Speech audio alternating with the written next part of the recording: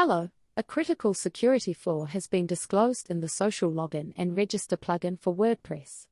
It enables malicious actors to log in without the need of an administrator's permission. The bug, marked as CVE 2023-2982, affects all versions of the plugin, including those that came before 7.6.0.4.1. Learn-LMS plugin, a WordPress plugin with over 100,000 active installations, also has a flaw that allows an attacker to reset arbitrary passwords using an existing account. Should the account belong to the WordPress site administrator, it could result in a complete compromise. The advisory follows the discovery of a high-severity flaw affecting Learn-LMS plugins. Another important security flaw affecting Mini Orange's Social Login and Register plugin was disclosed.